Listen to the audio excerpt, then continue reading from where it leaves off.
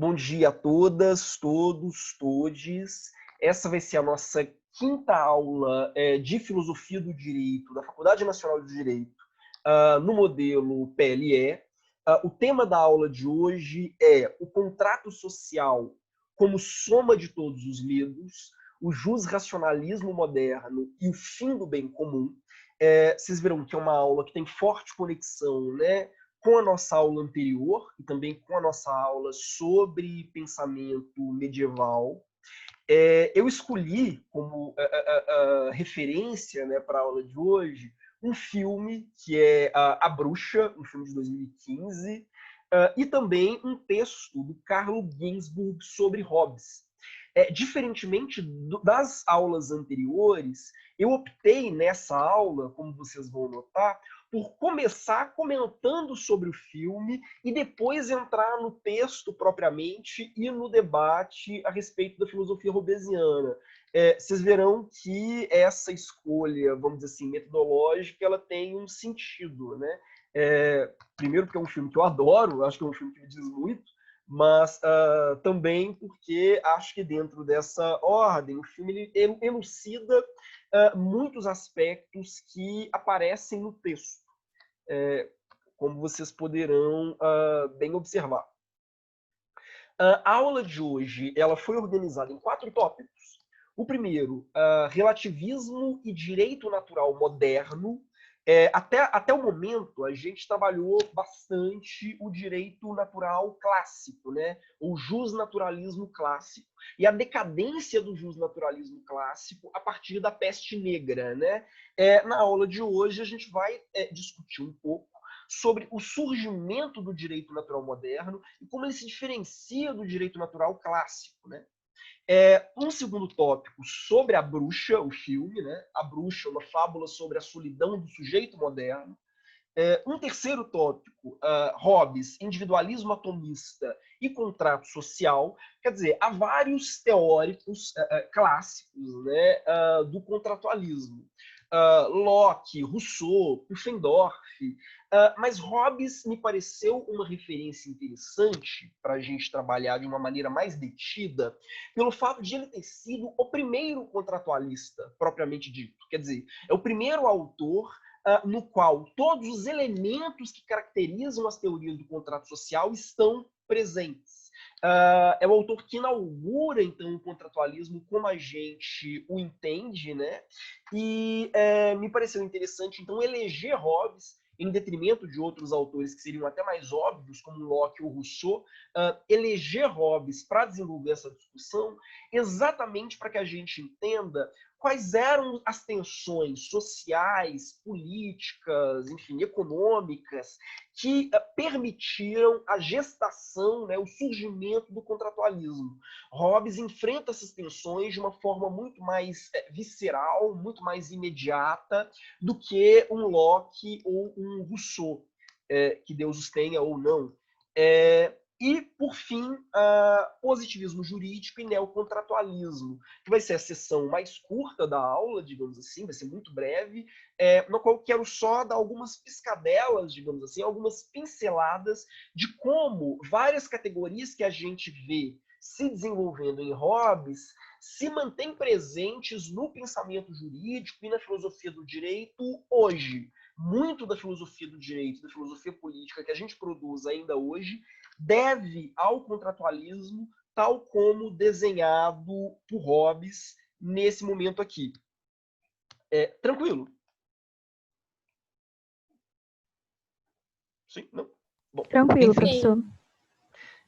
A Luana Adriana já comentou, né? Eu amo esse filme, muito oportuno falar dele agora, inclusive, pensando contrafatualmente, se o paganismo tivesse vicejado. Provavelmente não estaremos vendo crise ambiental nenhuma. Bom, sem sombra de dúvida, sem sombra de dúvida. Acho que depois do discurso do Bolsonaro sobre cristofobia na ONU, o filme da bruxa é cada vez mais pertinente, né? Bom, então o primeiro tópico, como eu disse, vai ser sobre relativismo e direito natural moderno. Mas eu queria fazer algumas considerações iniciais que podem ser interessantes. No fundo, toda teoria do contrato social, ela parte de um medo do outro. Isso vai atravessar a nossa aula como um todo.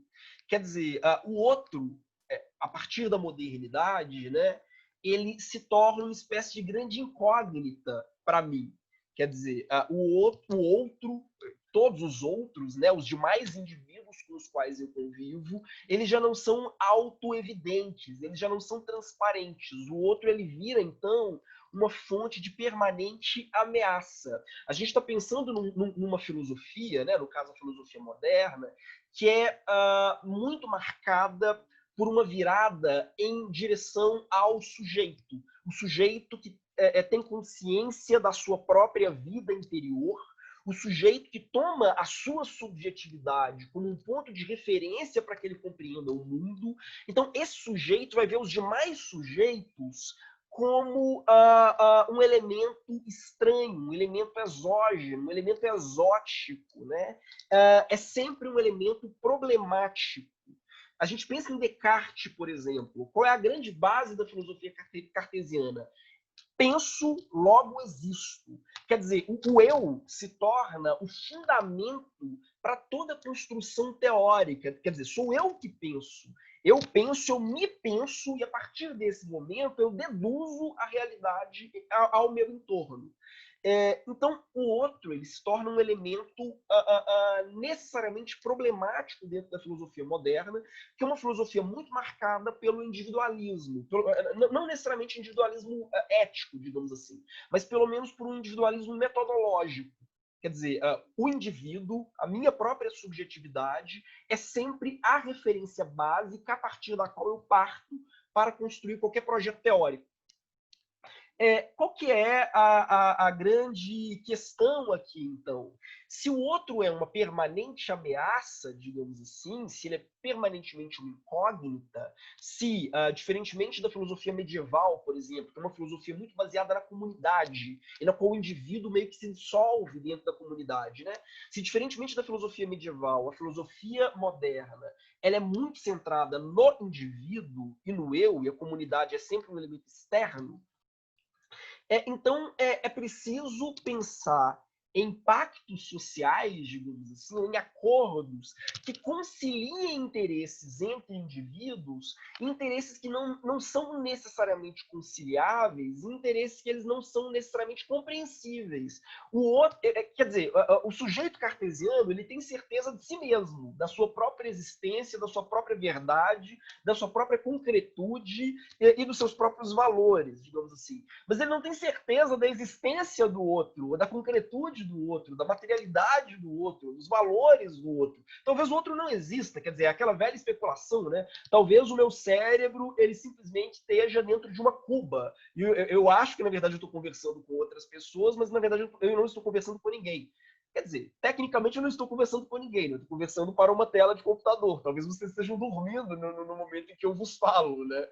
Vai saber. Não estou dormindo, Talvez. não. Bom, que bom, que bom, existe alguém aí atrás. Né? Mas sei lá, vai que é um chatbot, né? Um daqueles bots, né? com respostas pré-programadas. Nada garante. Então, esse é um tema que ele se torna importante no campo do pensamento moderno, né? E por conseguinte, a ideia de um pacto social, a ideia de que as pessoas precisam criar instrumentos, contratos, ainda que provisórios, para conciliar interesses díspares, ele começa a surgir. Por quê? Porque só a partir do momento que eu me reconheço como um indivíduo, e à medida que eu me reconheço como indivíduo, eu entendo que eu sou livre, que eu tenho um valor absoluto, é que eu me coloco um outro problema. Onde termina a minha liberdade? Onde começa a minha relação com o outro, né? Eu gosto de dizer que talvez a pergunta que sintetize a filosofia contratualista na modernidade seja: qual é a paz que eu não quero conservar para tentar ser feliz? Eu vou desenvolver um pouco isso mais lá para frente, então isso vai ficar um pouco mais evidente, né? Mas hoje a gente enfrenta uma série de questões, né? Que são herdadas, em certo sentido, da filosofia contratualista. Né? eu formulei uma questão mais geral, que eu acho que ilustra um pouco isso, e também uma questão bem específica e da ordem do dia também, né? A questão geral é: quais as cláusulas básicas, o mínimo ético necessário para estruturar uma sociedade composta por indivíduos com valores morais, políticos, religiosos, estéticos diversos? Essa não é, como vocês vão ver, como vocês já podem ter percebido, não é o problema, essa não era a grande questão da filosofia medieval. A filosofia medieval ela partiu do pressuposto de que é possível encontrar valores comuns, valores universais. E, por conseguinte, todo indivíduo, no fundo, apesar das suas diversidades aparentes, todos os indivíduos, apesar das suas diversidades, das suas diferenças aparentes, eles são radicalmente iguais. Assim. E, sendo radicalmente iguais, possuem valores mais ou menos semelhantes, ou possuem valores que são compartilhados. Né? Dentro do pensamento moderno, a pergunta ela muda de registro. Não, os indivíduos eles são radicalmente diferentes, mas à medida então que eles são radicalmente diferentes, eu preciso estabelecer alguns pontos, algumas cláusulas básicas, algumas questões que permitam que, a despeito dessa diversidade, eles não se matem. Quer dizer, a questão é fundamentalmente essa. Né? É curioso se a gente para pensar como muitos teóricos medievais, inclusive, flertaram com o panpsiquismo. O que é o panpsiquismo? Uma doutrina que, por exemplo, alguns filósofos árabes adotaram. É a ideia de que, na verdade, todos nós somos a expressão de uma única alma. Então, na verdade, você tem a ilusão de que você tem uma alma individual, uma alma própria, uma subjetividade específica, mas você é só a expressão de uma grande alma universal. Esse tipo de debate, esse tipo de questionamento, ele desaparece na filosofia moderna. Todo indivíduo ele é absolutamente irredutível. Ele é irredutível, quer dizer, os indivíduos são irredutíveis uns aos outros. Mas pelo fato de eles serem irredutíveis, eles são, no frigir dos ovos, incompreensíveis uns aos outros. Né? O outro sempre vai ser uma grande incógnita, um grande abismo para mim. Mas exatamente por causa disso, eu preciso construir condições mínimas para que a gente conviva em paz e harmonia e que a gente não se mate. Tranquilo isso? Bom, Tranquilo, sim. professor. Acho que isso se expressa, por exemplo, e é um tema que alguns neocontratualistas têm reforçado, né, ainda mais em um contexto de pandemia, né, que é o seguinte: eu sou livre, por exemplo, para recusar-me a me vacinar. Quer dizer, eu sou livre para me recusar a vacinar os meus filhos. Quer dizer, se eu sou, se eu, né, preso à minha individualidade, né, ou à minha própria subjetividade, eu sou radicalmente livre, eu posso, por exemplo, optar por não me vacinar. Isso, obviamente, não compromete exclusivamente o meu próprio corpo. Né? Isso desafia também, põe em risco também o corpo dos demais. Então, quais são os limites de um pacto social em relação à minha relação comigo mesmo e com o meu próprio corpo e a minha relação com o corpo dos demais? Né? Essa é uma questão que só poderia surgir, ou que só poderia ser desenhada dentro de um cenário já marcado por esse giro em direção ao sujeito, ou por essa ênfase na subjetividade e na individualidade. Não vou me aprofundar nessa questão, não, só realmente joguei algumas pistas para vocês.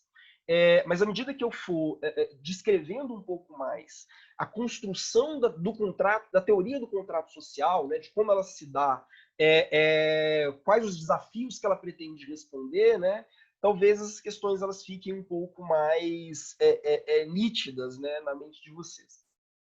Bom, eu queria fazer aqui uma recapitulação, de novo, né, de algumas questões que me parecem importantes. Primeiro, nas nossas aulas anteriores, a gente viu que todo trabalho filosófico, né, toda pesquisa filosófica, é uma discussão sobre a relação entre razão e valores. O que o filósofo se pergunta é: será que os meus critérios de valoração, os critérios que eu uso para julgar, para extrair juízos, para construir juízos de valor, Isso é bonito, isso é feio, isso é bom, isso é mal, isso é justo, isso é injusto. A questão da filosofia é, será que esses critérios de valoração são os melhores? Será que os meus juízos de valor eles são fundamentados? Eles têm fundamento? Eles são racionais? Eles são razoáveis? Né? Como eu concebo os meus juízos de valor? Essa é a questão chave da filosofia. Né? A questão chave da filosofia do direito diz respeito a um valor específico, que é a justiça. Será que essas escolhas elas são justas ou injustas? Será que essa sociedade é justa ou injusta? Existe uma concepção geral de justiça? E eu disse que existem 3 grandes correntes que tentam responder essa pergunta historicamente. Vocês vão ver que essas 3 grandes correntes elas vão ser, na contemporaneidade, todas elas alvo de críticas muito profundas, né? Mas, tradicionalmente, foram se desenvolvendo na história do Ocidente 3 grandes respostas ao problema, ou ao tema da relação entre razão e justiça. Né? A primeira, que a gente já viu, é o justnaturalismo clássico, que parte da ideia de que existem valores que são objetivos, valores que eles são universais, valores que são necessários. Nós não criamos valores, nós descobrimos valores. Né? E, por conseguinte, o justnaturalismo clássico ele parte um pouco dessa dimensão de que existe uma ideia universal de justiça que qualquer indivíduo racional poderia alcançar. E sendo assim, é possível, por exemplo, comparar e dizer, olha, existem sociedades mais justas do que outras, existem indivíduos mais justos do que outros, existem ações mais justas do que outras, de um ponto de vista puramente objetivo. Bom, isso de um lado, né? De outro, a gente tem o justnaturalismo moderno, também conhecido como jusracionalismo, que vai caminhar na direção oposta. E é o jusracionalismo que a gente vai investigar. Para o jusracionalismo, não existem valores absolutos. Todo valor é puramente subjetivo. E os indivíduos talvez não consigam sequer traduzir uns para os outros as suas respectivas concepções de valor. Talvez aquilo que você considere belo, eu não consiga sequer compreender. Aquilo que você conceba como justo, eu não consiga sequer compreender. Afinal, a mente do outro me é inacessível.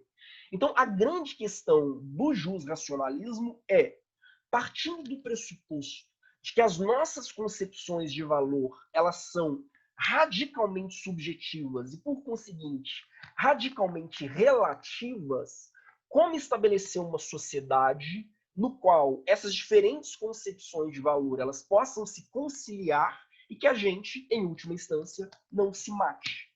A grande questão é fundamentalmente essa. E, por outro lado, a gente tem o justculturalismo, que a gente vai trabalhar a partir das próximas aulas, que vai entender o seguinte, os valores eles não são nem objetivos, não existem valores absolutos, e nem meramente subjetivos, eles não são puramente relativos ou puramente individuais. Os valores eles são culturalmente compartilhados, então eles são, por conseguinte, intersubjetivos. Cada cultura, ou cada povo, ou cada, enfim, grupo social cria valores que são reconhecidos como legítimos, são compartilhados pelos seus membros. Talvez seja a posição majoritária hoje, embora seja uma posição igualmente sujeita à crítica. Né? Eu coloquei aqui do lado, na verdade, não um meme, né?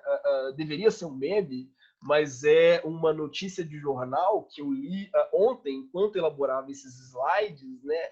Que é a China gritando no meio do Conselho de Segurança da ONU, né, já chega em virtude das reiteradas acusações dos Estados Unidos, segundo os quais os chineses seriam os propagadores, Donald Trump, né, especificamente, segundo os quais os chineses seriam os propagadores e os únicos responsáveis pela disseminação do coronavírus. Né? Por que eu achei essa manchete interessante?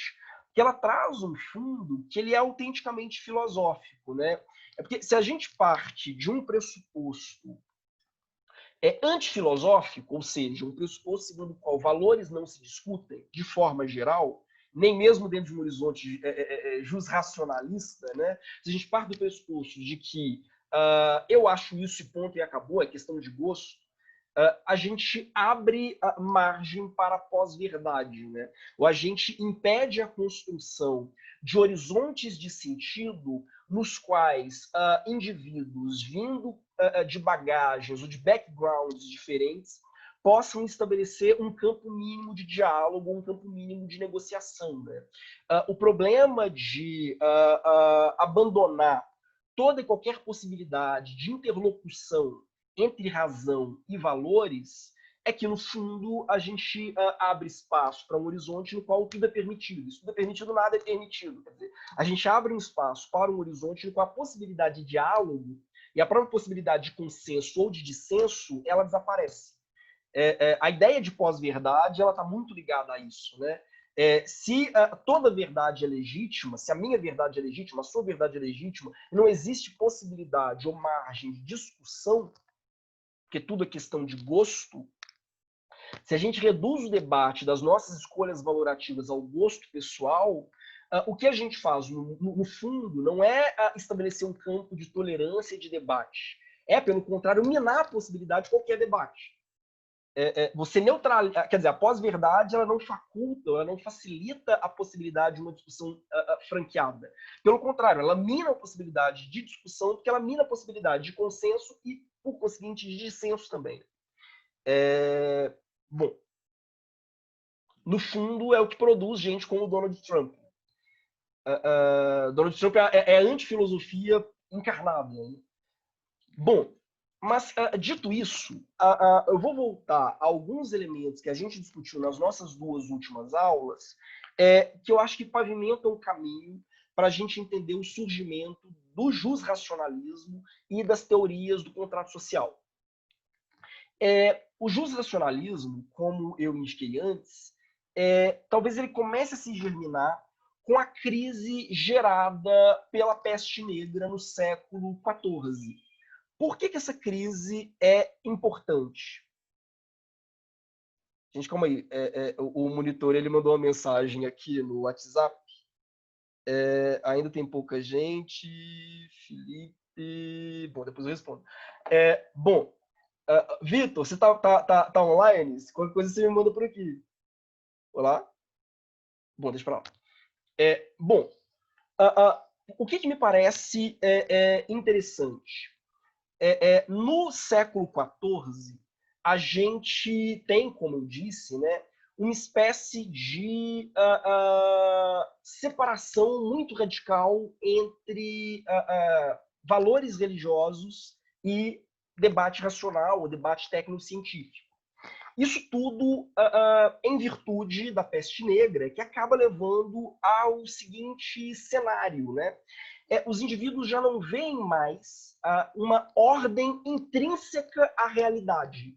A realidade ela começa a aparecer ao homem medieval como profundamente caótica. A natureza ela não foi criada por um Deus bom e generoso, puramente racional, que pensou o mundo como um grande sistema organizado, né? O mundo como um sistema arquitetado de uma maneira puramente lógica. Por conseguinte, não existe uma hierarquia entre as coisas criadas, né? Eu não posso olhar para o mundo e dizer, olha, plantas valem mais do que pedras, animais valem mais do que plantas, seres humanos valem mais do que animais, anjos valem mais do que seres humanos. Como alguns filósofos medievais, é o caso de Santo Agostinho e Tomás de Aquino, queriam, né? Já não há mais a noção de que o mundo foi construído como uma espécie de grande relógio, como um grande organismo vivo. Pelo contrário, né? O que ocorre é uma perspectiva segundo a qual a realidade ela é em si absolutamente imprevisível, absolutamente caótica. O mundo à nossa volta, né? Ele a qualquer momento as coisas podem se reorganizar de maneiras totalmente impensadas e que, no fundo, Deus não quer uma coisa porque ela é boa. Uma coisa é boa porque Deus a quer. Essa é uma virada que ela parece de somenos importância, mas ela tem um impacto muito grande. Por quê? Porque então, primeiro, como a gente viu na nossa aula anterior, né, eu não posso mais me voltar para a natureza partindo do pressuposto de que ela tem uma ordem intrínseca. Isso implica que, para que eu compreenda a natureza à minha volta, eu preciso me valer, antes de mais nada, da investigação empírica, da investigação factual. Eu não posso simplesmente, trancado no meu gabinete, deduzir que as plantas, por exemplo, funcionam de tal ou tal maneira. Eu preciso partir do pressuposto muito radical de que a única maneira de eu compreender, por exemplo, um organismo é abrindo esse organismo. Se eu preciso compreender mais organismos, eu tenho que abrir todos eles. Então, todo conhecimento geral, teórico, especulativo, ele é puramente provisório, indutivo e baseado na experimentação. Isso é algo que, sem a peste negra, não teria ocorrido, digamos assim, pelo menos não nesses moldes. Né? A peste negra ela leva a uma espécie de dessacralização do corpo e de dessacralização da natureza. E, por outro lado, isso tem uma implicação ética e também jurídica que é muito importante, que é a seguinte noção. Eu devo me submeter tanto às leis de Deus quanto às leis humanas, às leis estabelecidas pelo príncipe, pelas autoridades seculares, independentemente de elas serem racionais ou não. Porque o que torna essas leis legítimas não é o fato de elas serem racionais, ou seja, não é o fato de elas corresponderem a uma noção geral, uma noção racional e necessária de justiça. O que as torna legítimas é o fato de elas terem partido de uma autoridade competente. Seja essa autoridade Deus, a vontade de Deus, seja essa autoridade o soberano e a vontade do soberano. Assim como os desígnios de Deus são insondáveis, então eu não posso, por meio da razão, ver, antecipar, né, o que Deus queria fazer para a natureza ou para o mundo à minha volta, os desígnios do príncipe também são insondáveis. Eu me submeto à norma não porque a norma me parece justa. Eu me submeto à norma porque a norma foi exarada por uma autoridade que tem força para isso.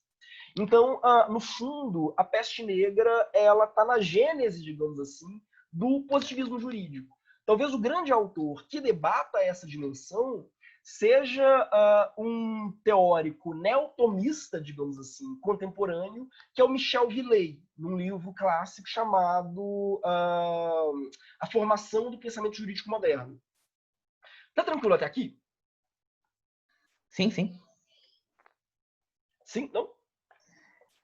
Só uma coisa, essa questão de as coisas serem legítimas porque veio de um soberano, isso acaba sendo uma base atual da própria legislação, né? Porque a maioria das nossas leis a gente considera como legítima porque vieram de um processo legislativo e de alguém com poder para criar, né?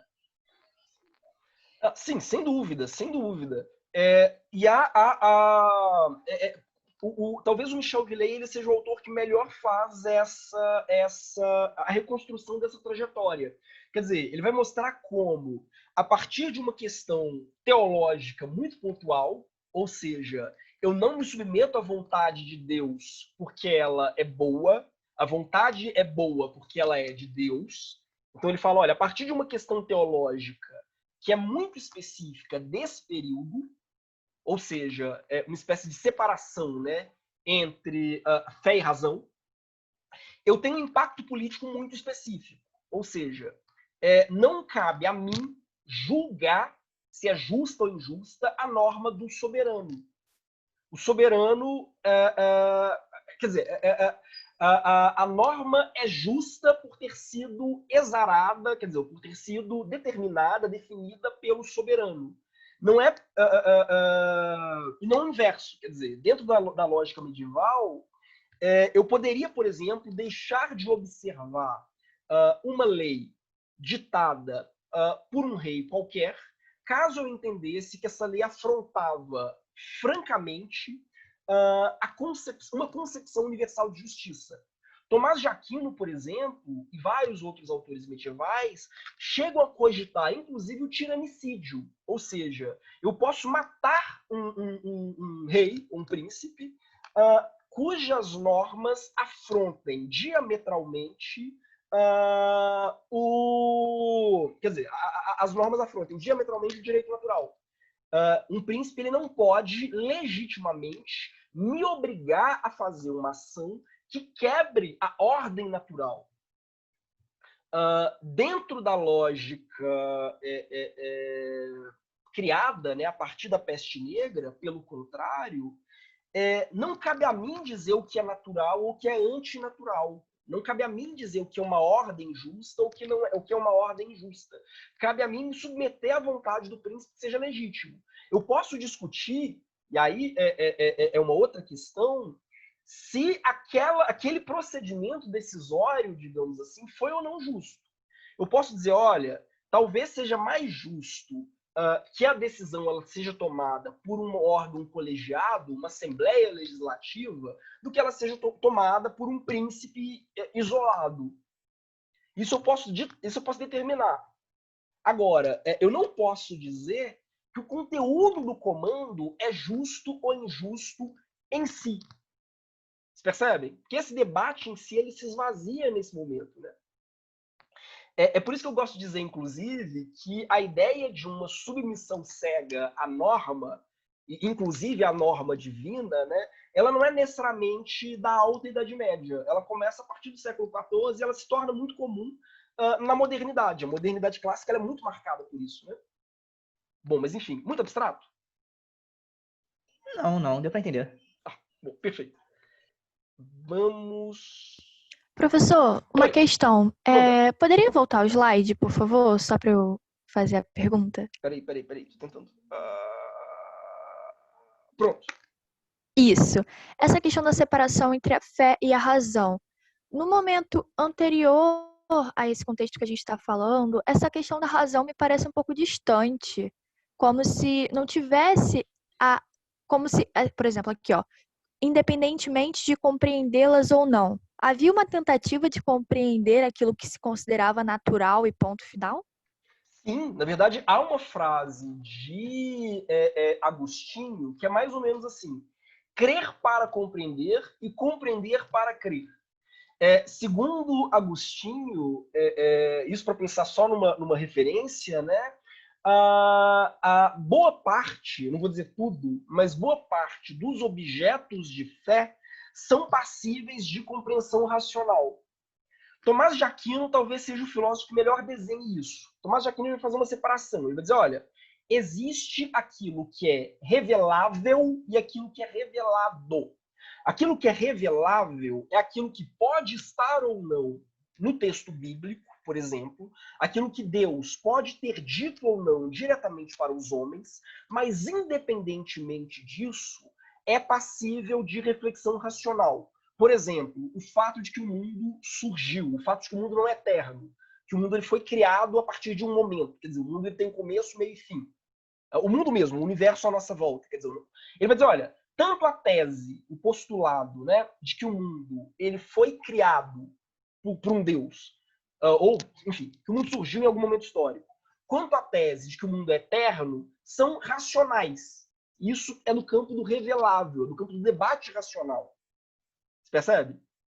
Da mesma forma. Sim, quer dizer, então, para eles, é por isso que muitas vezes eles vão pegar passagens bíblicas e fazer uma análise alegórica. Ou eles vão cotejar trechos bíblicos com trechos da filosofia antiga, da filosofia platônica medieval.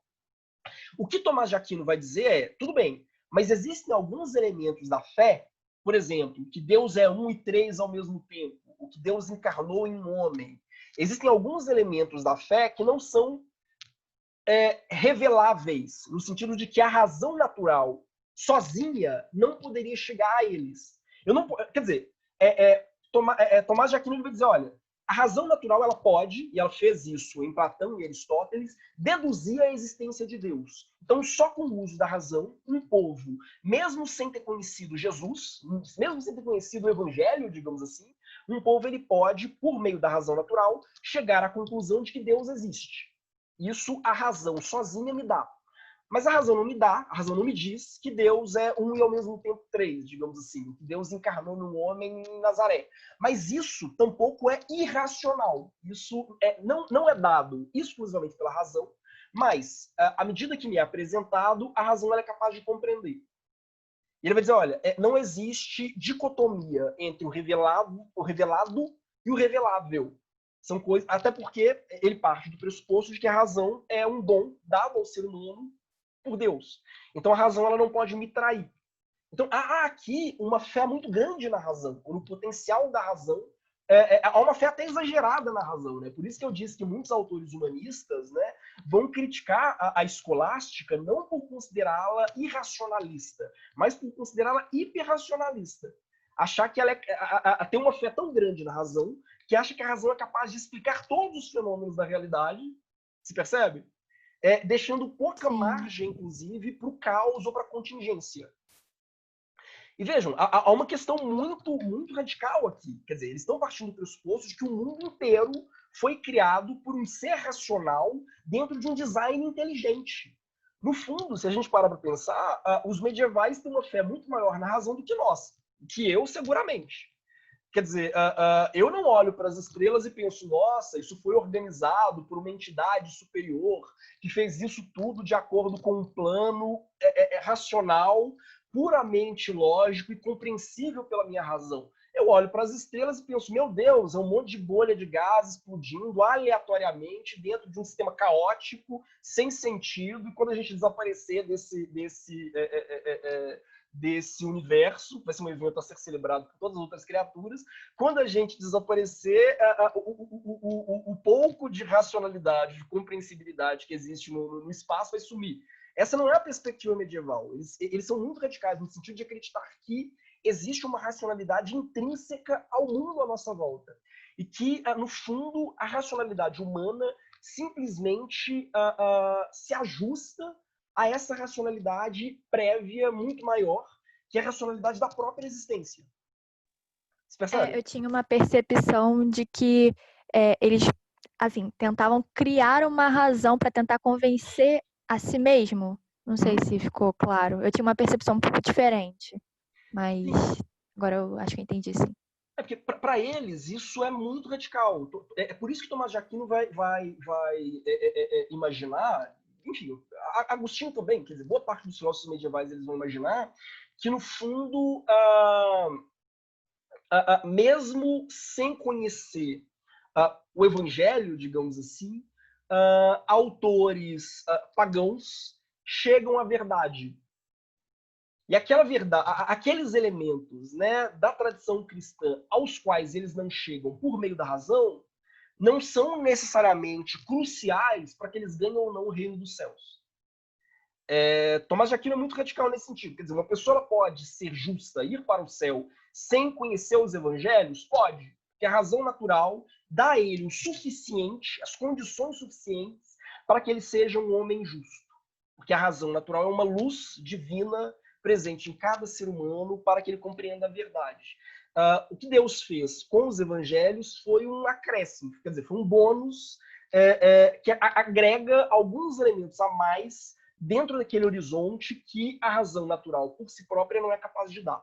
Mas, no fundo, são elementos, quer dizer, nesse caso, fé e razão, são elementos que eles acabam se complementando. Isso, pelo menos, dentro da lógica medieval, né?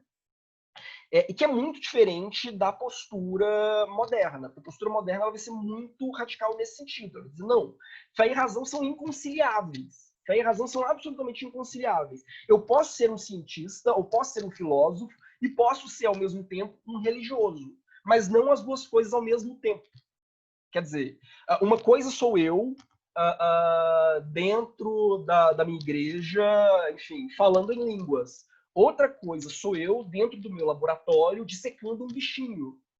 As duas coisas, as duas atividades são igualmente válidas, mas são atividades, quer dizer, a da fé e a da razão, que não tem nenhum espaço. Estariam em campos diferentes, né? Exatamente.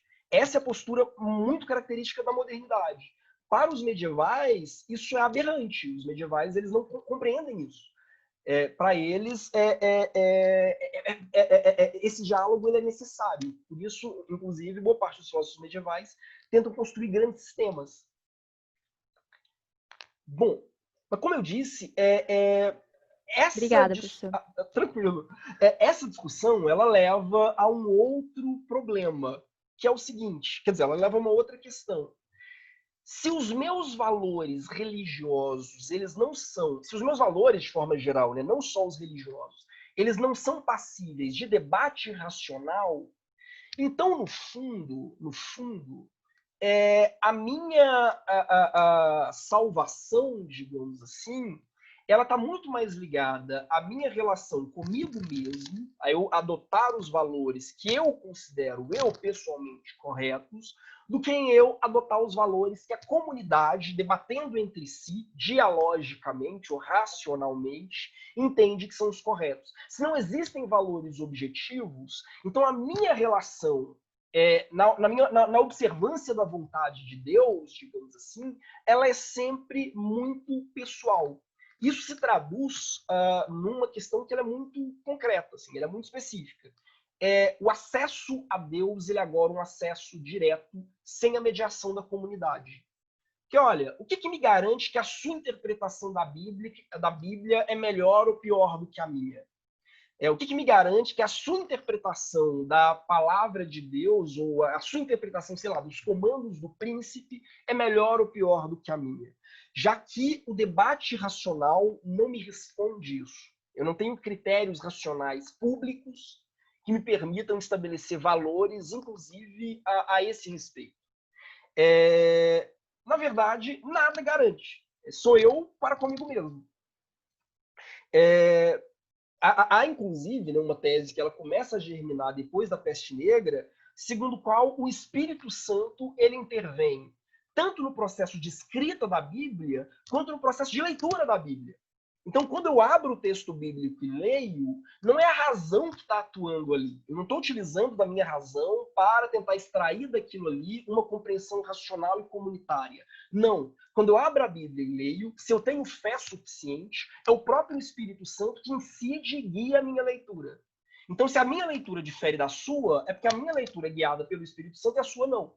Não cabe aqui espaço para um debate racional sobre qual concepção do sagrado, ou do bem, ou do justo, ela é mais ou menos legítima.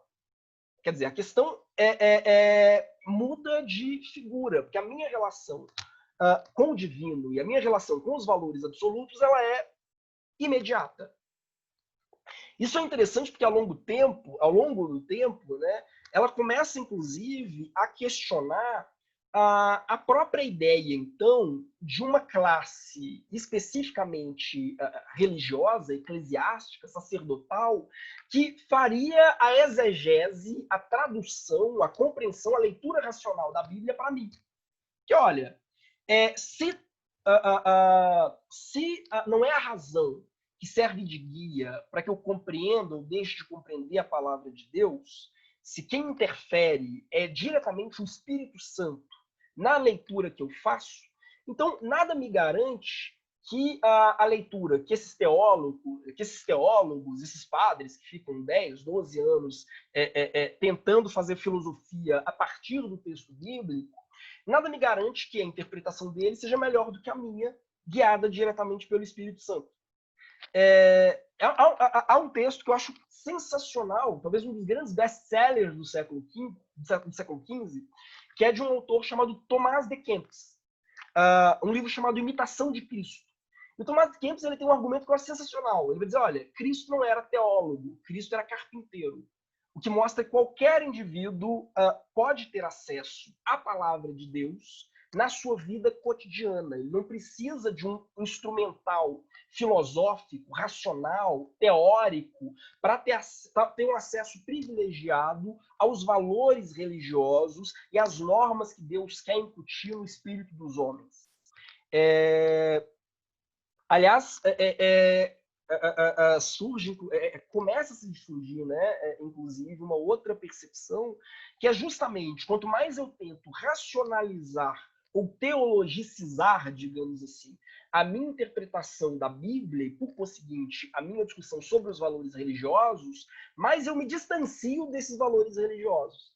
Há uma frase do Rubem Alves, né, um filósofo moderno, né, contemporâneo, na verdade, brasileiro, que eu acho incrível e que ilustra muito esse espírito, na verdade, e que é o espírito que está por trás da reforma protestante. Né?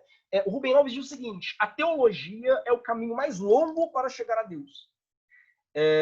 Na verdade, se eu quero chegar a Deus, quanto menos eu me enveredo em um debate racional sobre aquelas normas divinas que eu preciso obedecer, ou aqueles valores divinos que eu preciso obedecer, tanto melhor.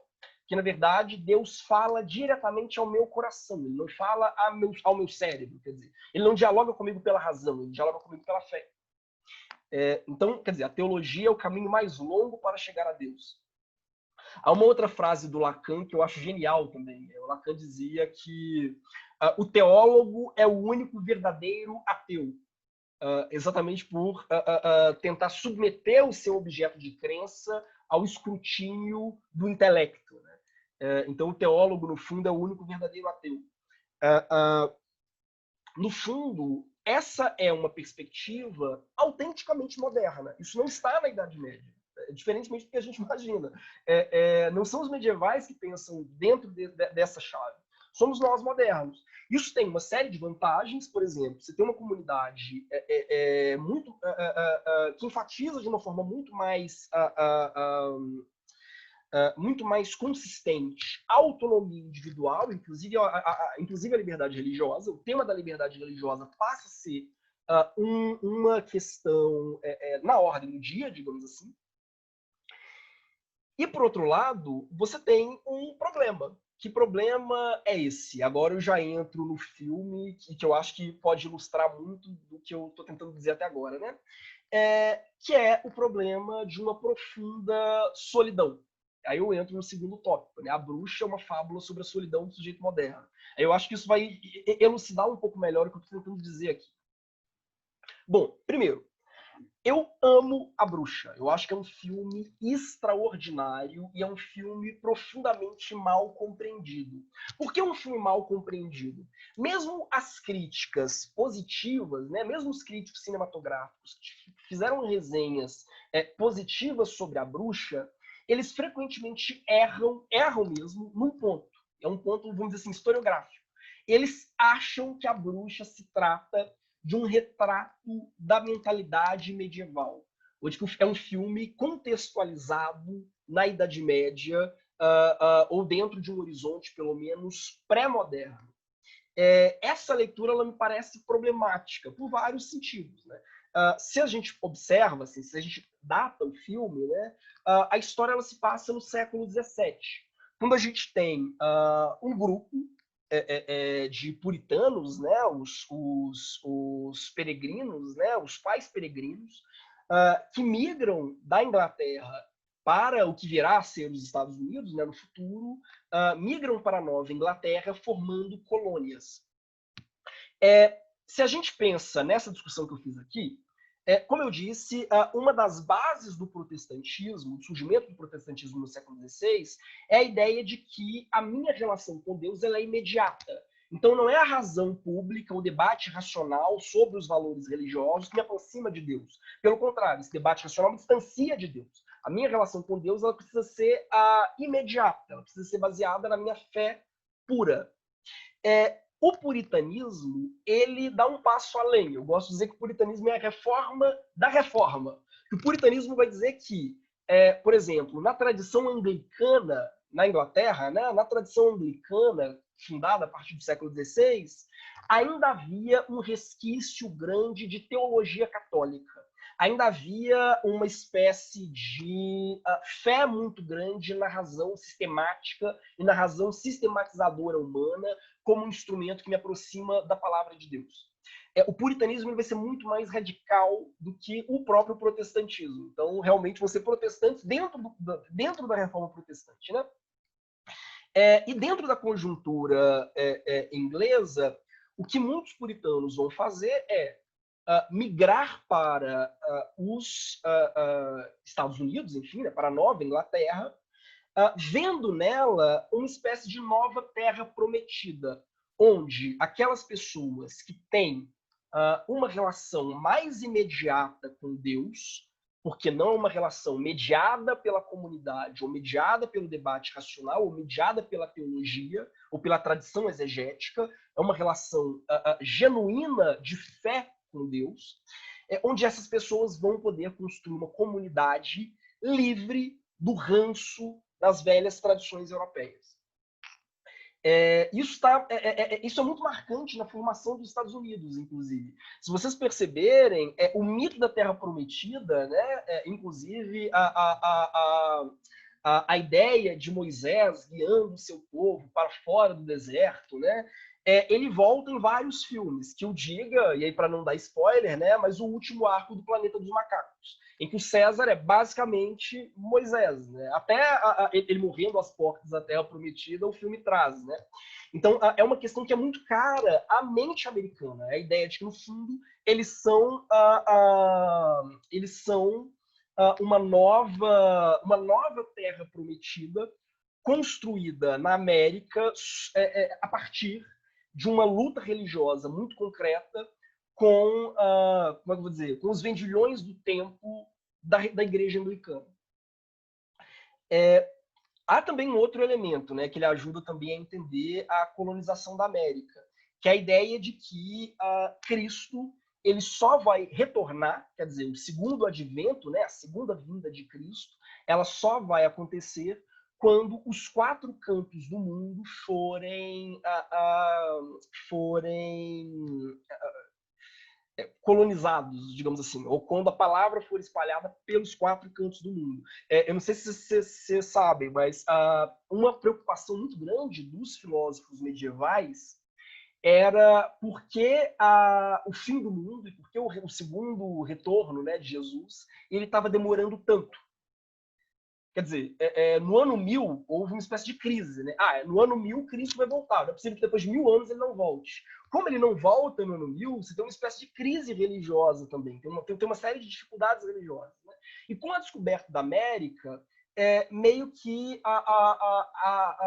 as diferentes religiões cristãs encontraram uma resposta plausível. Eles disseram, não, mas olha, a Bíblia está dizendo que Cristo só vai voltar quando a palavra for levada a todos os povos do planeta. Se ele não voltou até agora, é porque a gente desconhecia os ameríndios e, por conseguinte, a gente não havia levado a palavra até eles. Daí, essa ênfase, né, em catequizar, em catequizar as tribos indígenas, né, porque, no fundo, é uma espécie de esforço para antecipar o apocalipse.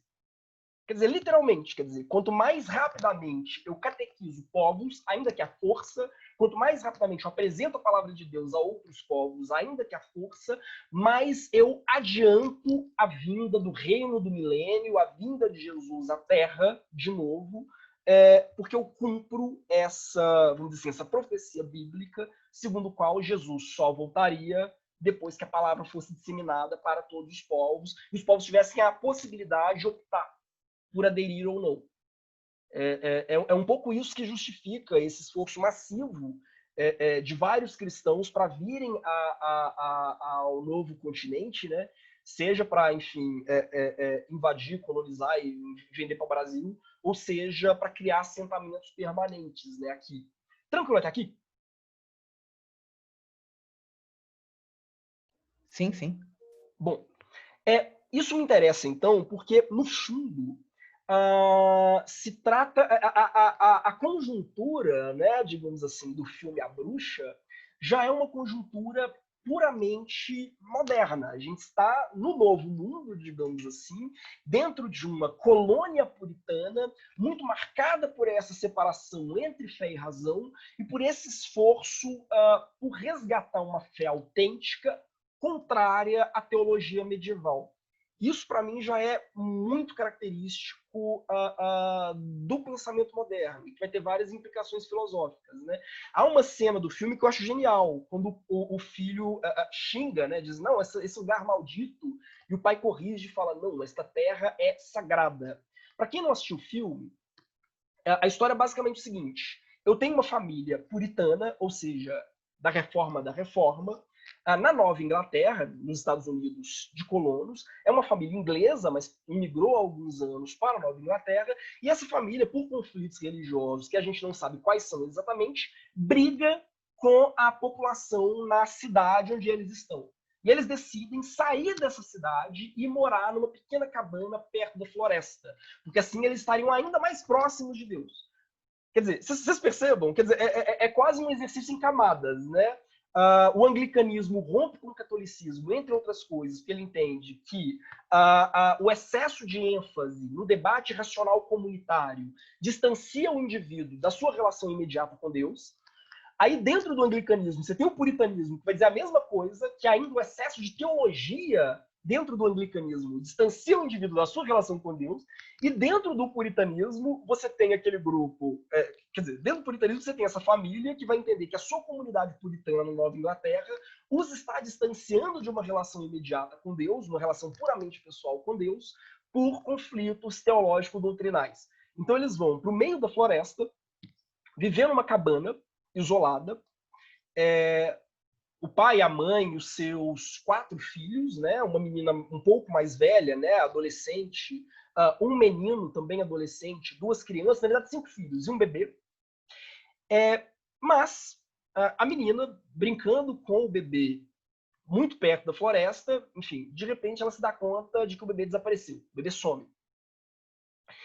Por que eu acho isso maravilhoso? Assim? Eu acho esse filme sensacional. Porque essa família, ela começa a entrar em crise depois do desaparecimento do bebê. Porque surge a seguinte questão: será que ele foi comido por um lobo?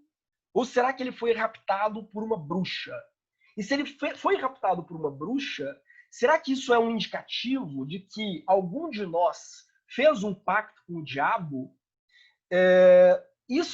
A família ela começa a entrar numa espécie de espiral de paranoia. Não, foi fulana que fez o pacto. Não, foi ciclano. Não, foi Beltrano. Os filhos começam a se acusar uns aos outros. Quer dizer, quem teria feito o pacto com o diabo? Quem estaria afastado de uma relação original com Deus, né?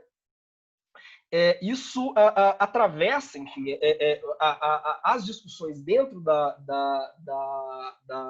do corpo familiar, né? E há isso reforça um elemento que ele também é muito interessante dentro da ética protestante, mais especificamente dentro da ética puritana, né? Que é da certitudo salutatis. O que é certitudo salutatis? É a certeza da salvação. O Max Weber, na Ética Protestante e o Espírito do Capitalismo, fala muito disso.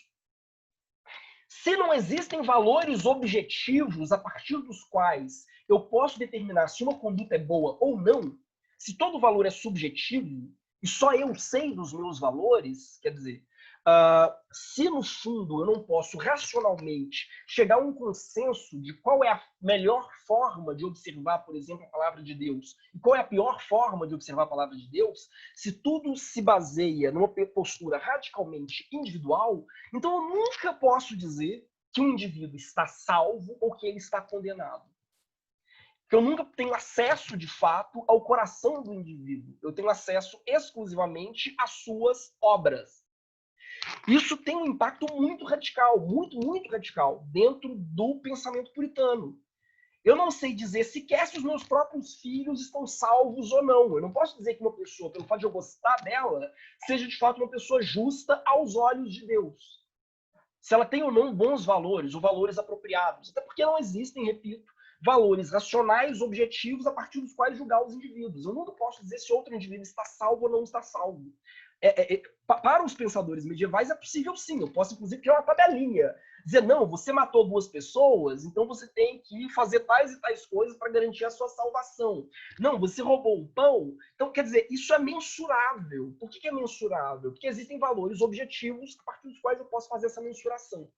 Para a filosofia, para o pensamento moderno, né, muito marcado por essa dinâmica protestante, Não, é absolutamente impossível julgar as ações morais de outro indivíduo a partir de valores objetivos, porque esses valores objetivos não existem. A relação de todo indivíduo com Deus é puramente pessoal. Só você sabe se você está agradando. Aliás, talvez nem você saiba se você está, de fato, agradando a Deus, quer dizer, você está realizando ações que são agradáveis aos olhos de Deus ou não. Isso no filme gera um contexto muito, muito radical, maravilhosamente radical. Há um diálogo, logo depois que o bebê desaparece, entre o pai e o filho mais velho na floresta. O bebê sumiu, o bebê não era batizado, uma das razões pelas quais ele teria despertado o interesse de uma bruxa, por isso que eles acham, enfim, uma bruxa que levou a criança, afinal, era uma criança não batizada. Um recém-nascido, né?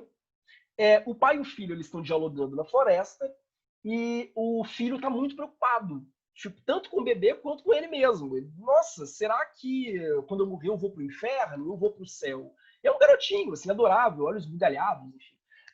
Aí o pai olha para o filho e ele diz um negócio que me chocou profundamente, mas depois eu entendi. Eu falei, não, isso está perfeitamente de acordo com a doutrina, vamos dizer assim, com o ideário que o filme está desenvolvendo. O pai diz, olha, veja, eu amo muito você, mas Deus, e não o homem, sabe quem é filho de Abraão, quem é bom ou ruim. Queria dizer-lhe que o Sam, quer dizer, o bebezinho que foi raptado pela bruxa, dorme com Jesus e que seremos enviados até ele. Mas não posso, ninguém pode. Eu acho essa discussão sensacional no filme, porque ele mostra como aquela família ela já está profundamente isolada pelo fato de estar na Nova Inglaterra, dentro de uma colônia pequena. Eles estão ainda mais isolados porque eles decidiram se isolar da colônia e cada indivíduo na família está profundamente isolado. Por quê? Porque a ideia quer dizer, eles partem da ideia de que entre os meus valores e os seus existe um abismo. Eu jamais vou conseguir estar dentro da sua pele para compreender aquilo que você pensa, crê, sente ou não. Então, eu posso estar há anos... Quer dizer, você pode ser meu filho. Nada impede que você seja, na verdade, um enviado do demônio. Então, isso é muito, muito, muito interessante para a gente entender, inclusive pensando um pouco no espírito americano, né, a ênfase profundamente individualista do homem americano, né, e a própria ideia do self-made man. Boa parte dos filmes norte-americanos a gente vê isso também, né? Sempre o indivíduo contra o sistema. Por que o indivíduo contra o sistema? Porque o indivíduo ele tem certeza dos seus próprios valores, não dos demais. A tradição, a vida comunitária, ela é sempre um empecilho à minha autorrealização e à minha relação imediata com Deus. Isso está tanto dentro da tradição religiosa norte-americana quanto dentro da tradição secular norte-americana, né? Essa ideia do self-made man, do empreendedor de si mesmo, isso tem um fundo religioso, um fundo puritano muito acentuado em virtude disso. Que é até um pouco difícil, né, dentro de uma nação ainda muito marcada pelo catolicismo, a gente compreender, né? Porque as nossas virtudes e os nossos vícios, eles ainda são muito comunitários, né? Para a gente tudo é público. E tudo, por conseguinte, passível de julgamento, né? Para os norte-americanos, digamos assim, ou pelo menos dentro dessa tradição protestante, só eu tenho certeza dos meus próprios valores. Sobre os valores alheios, eu não sei nada. Realmente é um abismo. Fundamentalmente porque eu não posso te julgar pelas suas obras. A Luísa Moraes ela fez uma pergunta. Professor, então esse surgimento das ideias do puritanismo no ZEUA vai influenciar no desenvolvimento da doutrina do destino manifesto no país? Quer dizer, ela está perguntando sobre a noção de destino manifesto. Sem sombra de dúvida. Se a gente observa, inclusive, né, os primeiros discursos do George Bush, quando ele deflagrou a guerra ao terror, ele faz várias referências a isso. Quer dizer, a ideia de que os Estados Unidos são uma nova Israel, de que é uma nova terra prometida, ou de que, na verdade, são um povo eleito por Deus, um povo eleito diretamente por Deus, contra essas velhas tradições mortas da Europa, que, enfim, a Europa ela teria sido consumida não pelo seu irracionalismo religioso, percebo, mas pelo seu excesso de fé em uma razão teológica puramente abstrata, pouco dinâmica, pouco viva. no fundo, né, vamos dizer assim, a base que está por trás da ação daqueles personagens, né, na bruxa, também é isso. Quer dizer, no fundo, eu estou totalmente isolado, ainda que eu esteja rodeado pela minha família, pela minha esposa, pelos meus filhos. Nada me garante que essas pessoas não sejam demônios disfarçados. Absolutamente nada. Porque eu não tenho acesso real àquilo que eles pensam ou sentem. Né? Tranquilo até aqui? Sim, sim. Bom, há um velho ditado popular mineiro que eu gosto muito, que eu acho que traduz isso um pouco, né? Coração dos outros é terra que ninguém pisa. Quer dizer, é um pouco a ideia de que existe um abismo intransponível entre as visões de mundo de diferentes indivíduos. Né? Os nossos valores, eles são intraduzíveis. Eu não posso simplesmente comparar a sua visão de mundo, comparar os seus valores, a sua concepção de justiça com os meus e chegar a partir de um debate racional, concluir qual desses é melhor ou qual desses é pior. Eu não posso fazer isso por uma razão muito simples, né? Eu não sei de fato quais valores agradam mais ou menos a Deus. Quer dizer, eu posso dizer que eu estou sendo sincero para com os meus valores, né? Que a minha fé é sincera. Mas eu sequer posso dizer se as ações que resultam da minha fé, elas são mais ou menos probas, mais ou menos apropriadas do que as suas. Isso leva a uma postura, no fundo, de individualismo radical. Uma postura, que não significa necessariamente que não leve à construção de ações caridosas e por aí vai, nada disso. É uma postura de individualismo epistemológico radical. É a ideia de que eu estou sozinho dentro da minha própria mente, quer dizer, estou trancado dentro de mim mesmo. Há um diálogo entre o Derrida e o Apel, dois filósofos contemporâneos, que eu acho que elucidam um pouco jocosamente essa questão. Né? O Derrida ele tem uma frase que eu acho muito emblemática. Ele vai dizer, olha, a comunicação é impossível. É impossível as pessoas se comunicarem. A comunicação é impossível. Aí o Apel, né, muito debochado, vai dizer, concordo. Mas olha, a partir do momento em que o Apel diz concordo, ele está dizendo que a comunicação é possível. Se há concordância, se há comunicação. E o Derrida não deixa por menos, né? Então o Derrida responde. Então eu me expressei mal. Quer dizer, mesmo que você ache que concorde, você concorda não em cima do que eu disse, você concorda em cima do que você ouviu. Então, sempre vai haver um abismo entre aquilo que eu intencionalmente quis dizer, o sentido que eu quis veicular, e aquele sentido que você ouviu.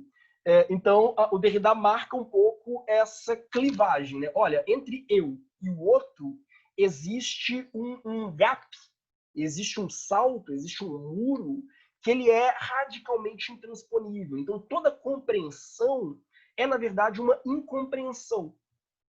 Porque toda compreensão ela é, na verdade, uma interpretação equívoca. Tranquilo. Sim, sim.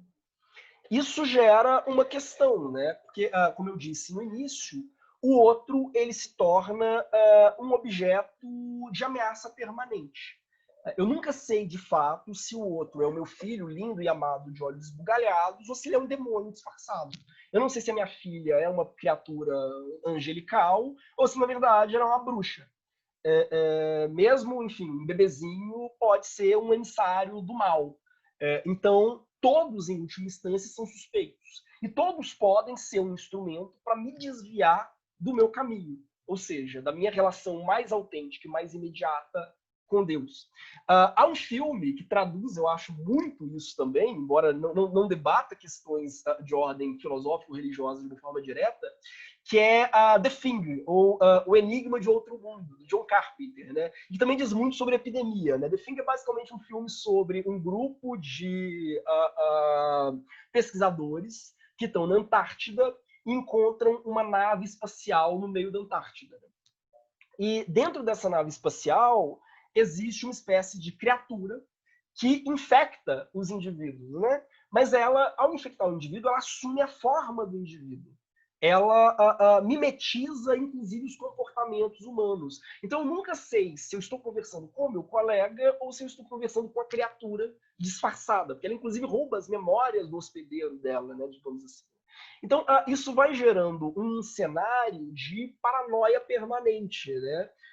Que não é muito diverso do cenário que a gente vive, né? Eu nunca sei se, enfim, a pessoa ao lado da qual eu sento no ônibus, ela está ou não com coronavírus. Eu não sei se ela se preveniu ou não sei se ela usa máscara o tempo inteiro. Não sei se, quer dizer, eu não sei se o meu colega que está escrevendo textões no Facebook e artigos em revistas conhecidas no Brasil em defesa da quarentena, ele não está nas suas horas vagas indo para a praia de Copacabana tomar banho de sol em microsungas, e a gente só descobriu isso porque, enfim, esbarrou com ele no prédio quando a gente estava indo na padaria ou na farmácia e viu ele passeando em direção à praia. Gente, qualquer semelhança com a realidade é mera coincidência, não estou pensando em nada concreto, não. Mas, enfim, não sei, vai que. Então, isso traz um contexto no qual realmente, quer dizer, o coração do outro é terra que ninguém pisa, né? Existe um abismo intransponível entre o que eu penso e o que o outro pensa. Então, o outro sempre me causa algum medo. E aqui a gente entra propriamente em Hobbes, quer dizer, antes tarde do que nunca, né? Hobbes e o individualismo atomista e o contrato social. Aqui eu fiz uma pequena tabela aqui para diferenciar um pouco na cabeça de vocês, eu acho que pode organizar um pouco melhor essas ideias, as diferenças entre o jusnaturalismo clássico e o jusracionalismo moderno. Né? A filosofia do direito antigo e medieval, jusracionalista, ela acredita que os valores são subjetivos. Já a filosofia do direito moderna, ela vai dizer que não, os valores eles são todos radicalmente subjetivos. Isso tem uma consequência. Para a filosofia do direito antiga e medieval, Platão, Aristóteles, Agostinho, Tomás de Aquino, para esses autores, né, o debate racional ele pode determinar o que é melhor para a comunidade. Eu posso, debatendo racionalmente, chegar a um consenso sobre o que é uma ideia universal de bem, o que é uma ideia universal de beleza, o que é uma ideia universal de justiça. Para a filosofia do direito moderna, não. O debate racional ele não determina o que é o melhor para a comunidade. Mesmo que a gente ache que entrou em acordo, talvez aquilo que eu de fato conceba como sendo bem, como sendo belo, na minha subjetividade, não seja precisamente a representação que você tem na sua mente sobre o que é o bem ou o que é o belo. Então, isso traz uma implicação. Para a filosofia antiga e medieval, né, as normas elas devem ser justas, ou seja, elas devem respeitar uma ideia universal, uma ideia comum, compartilhada por todos, do que seja a justiça. Já a filosofia moderna, não. Ela vai entender que as normas precisam ser válidas e só. Ou seja, independentemente das nossas concepções próprias, privadas de valor, a gente tem que concordar com as instâncias, concordar com a validade das instâncias que criam aquela norma, independentemente do conteúdo da norma. Eu tenho que concordar com o procedimento que produz a norma, não necessariamente com o conteúdo da norma em si. Vocês percebem? Não? Olá? Sim, sim. Foi o que eu tinha falado antes, né? Mais ou menos. Sim, sim, sim. Comentário. Mais alguém? Bom. Entendi sim, professor. Bom, perfeito. Então, a gente tem, por um lado, uma filosofia do direito que ela busca encontrar valores absolutos, e, por outro, uma filosofia que ela entende que esses valores absolutos, racionais, não existem, e que o máximo que a gente pode fazer usando a razão é criar mecanismos para conciliar valores relativos, minimizando conflitos. Eu vou dizer, olha, eu jamais vou compreender, de fato, o que você pensa ou deixa de pensar, o que você sente ou deixa de sentir. Eu jamais vou estar na sua pele, eu jamais vou conseguir fazer qualquer paralelo entre os seus valores e os meus. Então, o máximo que a gente pode, racionalmente, é dialogar para estabelecer algumas cláusulas mínimas por meio dos quais a gente não se mate, apesar dos nossos valores absolutamente incomensuráveis e incomparáveis. Aqui, Kant, ele tem uma metáfora que eu acho muito boa, que é a da República dos Demônios. Kant, que é um filósofo contratualista, embora a gente raramente enfatize isso, mas Kant ele vai dizer o seguinte, a filosofia do direito ela não tem que estabelecer uma organização social destinada a uma monarquia de anjos, e sim uma organização social que ela seja válida mesmo para uma república de demônios, ou seja, mesmo uma república de demônios, uma comunidade criada pelas piores, mais desonestas, mais egoístas e irracionais criaturas possíveis, tem que estabelecer entre si um pacto, né, uma forma mínima de convivência social, de forma que elas não se matem, que a relação delas seja minimamente estável. Para Kant, a função básica, assim, a função basilar da filosofia do direito é, antes de mais nada, essa. É por isso, então, que as teorias contratualistas elas vão se desenvolvendo como tentativas de conceber formas de organização social que equacionem diferentes concepções de bem. Então, para um autor como Kant, por exemplo, né, com essa metáfora da República dos Demônios, uma sociedade justa não é aquela que elege um conceito de bem em detrimento dos demais. Platão buscava isso, né? Platão dizia, não, uma sociedade justa é aquela que tem aquela que abraçou de uma forma mais enfática uma concepção racional de justiça. O que autores como Hobbes, Locke, Rousseau, Kant vão dizer é não existe uma concepção racional universal de justiça. O que a gente precisa fazer é harmonizar diferentes visões particulares de felicidade de uma forma que não descambe em guerra civil. É por isso que a tolerância, dentro dessas teorias contratualistas, né, ela se torna a premissa básica da construção de qualquer projeto de organização social, qualquer projeto jurídico. Né? O fundamento, em última instância, é a ideia de tolerância. Né? Hobbes, né, talvez seja aqui o pai do contratualismo. Né? E é o pai do contratualismo porque todos esses elementos, né, dessa tentativa de posicionar uma concepção, diferentes concepções de bem, da ideia de harmonizar visões particulares de felicidade, né, e dessa premissa básica, né, assentada na tolerância, todas essas concepções elas se equacionam na filosofia rodesiana pela primeira vez. Tranquilo até aqui? Sim, sim. Bom. Tranquilo. Aliás, eu até peguei uma charge que eu acho divertida, né? Primeiro a gente tem o Maquiavel comentando, né? O homem é mau por natureza. Aí o Hobbes responde, não, o homem é bom por natureza. O John Locke, né? O homem nasce como se fosse uma folha em branco, quer dizer, não é nem bom nem mal. E a dona Nésia responde, né? Eu quero saber quem vai acordar às 7 para varrer uma calçada. Enfim, eu gosto muito do Will Tirando, que é o cara que faz essas charges. Bom. Professor. Oi. Oi, tudo bem? Bom dia. Bom dia. Eu fiquei com uma dúvida nesse slide passado. Essas observações do Kant foram primeiro feitas pelo Hobbes, é isso? Isso, exatamente. Aliás, reza a lenda que Kant tinha um retrato de Hobbes na parede e um busto de Rousseau na mesa. Porque eram autores nos quais ele se baseava muito. Inclusive dentro dessa premissa, né, de que o papel do direito não é o de traduzir as nossas concepções privadas, as nossas concepções particulares do que seja bom ou justo. É simplesmente permitir que, a despeito dessas concepções particulares, a gente viva em relativa paz. Bom. Entendi, obrigada. Tranquilo. Professor, essa questão da tolerância, desculpa interromper, mas essa questão da tolerância seria de entender que existem perspectivas diferentes e tentar trabalhar elas, né? Sim, exatamente. Entender que não se trata de estabelecer uma perspectiva que seja comum a todos, mas de reconhecer essa diversidade de perspectivas e simplesmente estabelecer um sistema que equacione essas perspectivas ou permita a coexistência delas.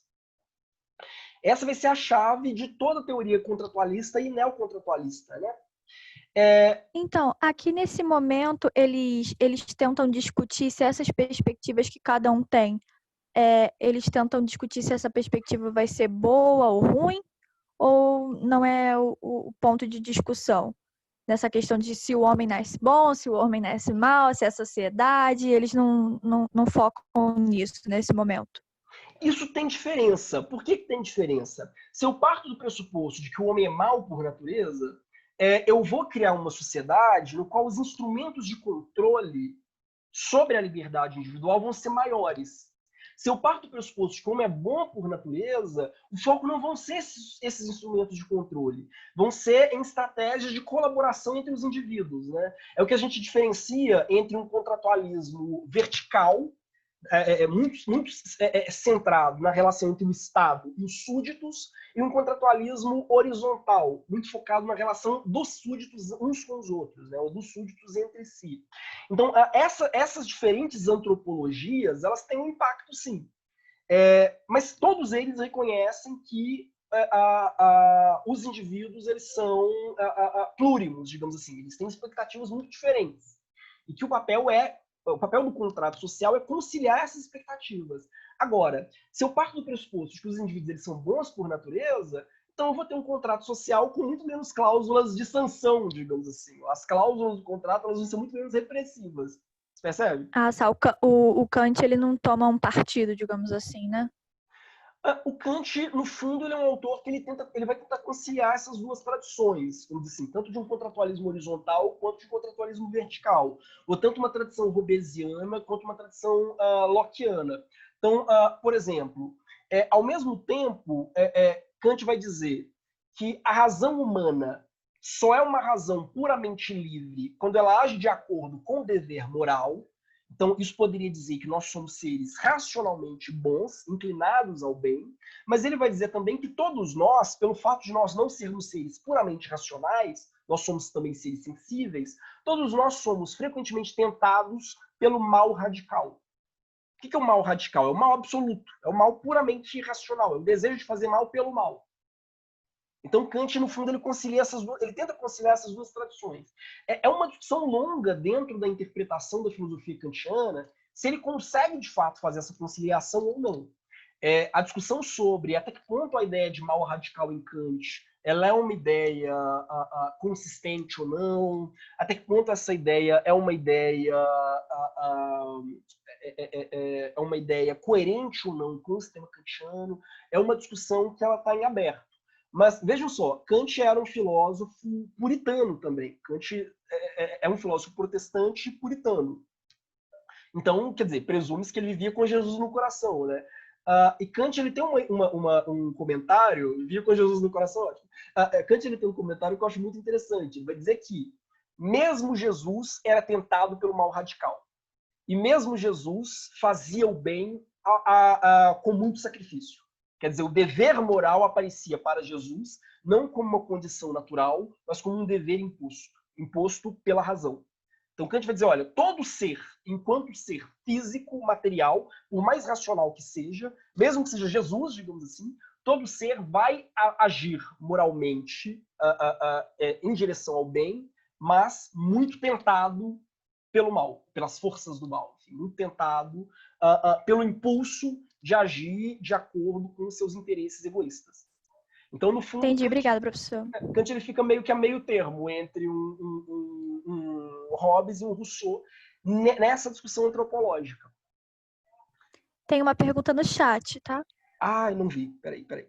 A Luísa Moraes. Professor, tem uma dúvida. Hobbes seria o pai do contratualismo na sua concepção moderna, certo? Já que os estados de natureza descritos por Locke e Rousseau, outros filósofos contratualistas, não seriam capazes de descrever uma sociedade marcada por valores profundamente diversos entre os indivíduos, certo?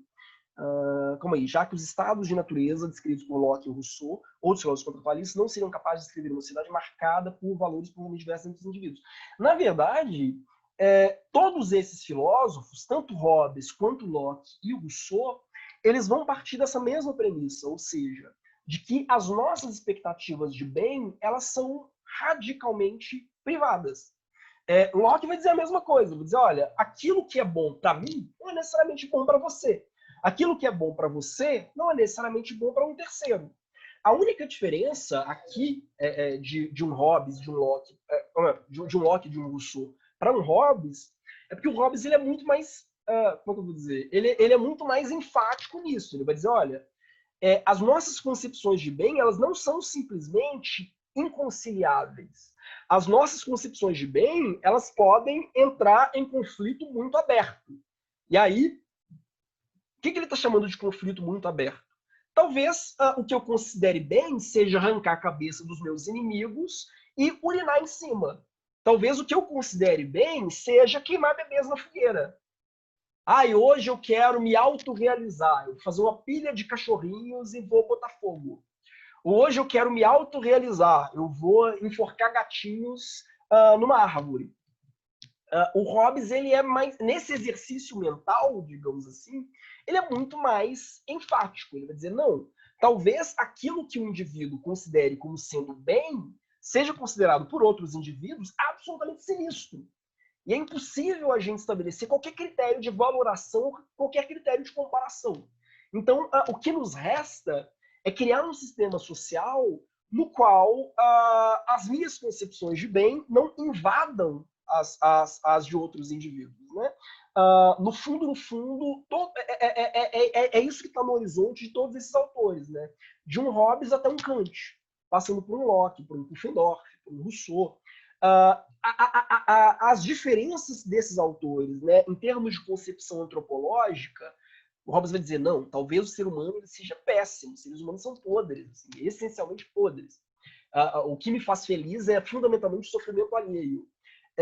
Ou um Locke, que vai dizer, não, os seres humanos são bons, é a sociedade que os corrompe, o Rousseau, né, a sociedade que os corrompe, somos todos bons e felizes. Mas no frigir dos ovos, o resultado ao qual esses filósofos chegam é o mesmo.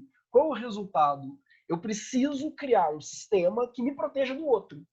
Porque o outro é sempre uma fonte permanente de ameaça aos meus interesses. Do contrário, não faria sentido criar um contrato social. Eu crio um contrato social precisamente porque a nossa tendência a perseguir os nossos próprios interesses fatalmente vai se cruzar com essa tendência nos demais indivíduos. Então, a possibilidade de ajustar esses interesses não é natural.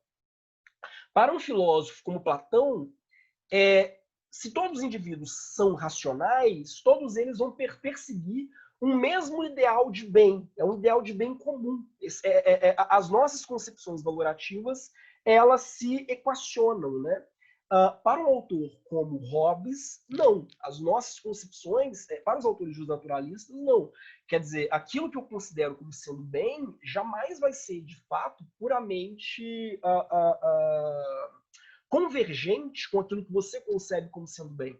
Então é por isso que a gente precisa estabelecer um acordo exatamente para que a gente não entre em conflito, para que a gente possa construir uma comunidade, né? Então, o Hobbes ele é um filho de um pastor protestante também, de Broken Bow.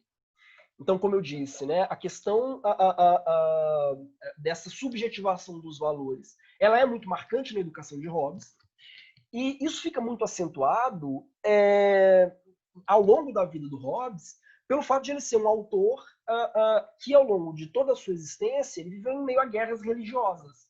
Ou seja, eu tenho um grupo de indivíduos, sei lá, católicos, que partem do pressuposto de que a sua concepção de valor ela é absoluta. Eu tenho outro grupo de indivíduos, né, sei lá, anglicanos, que partem do pressuposto de que a sua concepção de valor ela é absoluta, e pelo fato de esses indivíduos tentarem impor essas concepções uns aos outros, eu tenho um cenário de tensão social permanente. É nisso que por isso que Hobbes vai dizer, olha, alto lá, talvez não sejam os valores absolutos, o apelo a valores absolutos, que garantam uma sociedade estável. Hobbes tem uma frase que é muito marcante na filosofia dele. Ele diz o seguinte: o medo e eu somos gêmeos. Ou ainda, né, a minha mãe teve 2 filhos, eu e o medo. Por quê? Porque para Hobbes, o medo ele é absolutamente central na filosofia dele. A filosofia do Hobbes é uma filosofia baseada no medo. Aliás, sobretudo, né, no medo recíproco, no medo que nós temos uns dos outros e na desconfiança geral. Como não existem valores absolutos, repito, o outro é sempre, antes de mais nada, objeto de suspeita. Há um livro muito bom do Renato Janine Ribeiro, né, ex-ministro da Educação, quando o Brasil era um país, chamado Ao Leitor Sem Medo. É um livro muito interessante sobre Hobbes. Ao Leitor Sem Medo. Exatamente para enfatizar essa dimensão do medo na filosofia hobbesiana, né? E que é um elemento que se desenvolve na filosofia do Hobbes precisamente por causa das guerras de religião, né? Bom, O Hobbes, ele é um autor também que tem um vínculo muito grande com a ciência moderna. Por quê? Ele foi, durante muitos anos, secretário do Francis Bacon. Eu cheguei a falar do Francis Bacon na aula anterior, depois vocês deem uma olhada.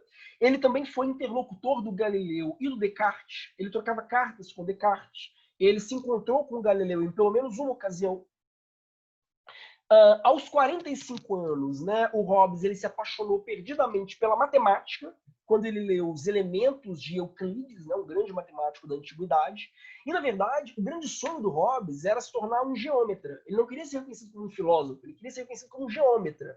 Mas o que ele pretende fazer? Ele pretende levar o raciocínio da matemática para a ciência social, digamos assim, política.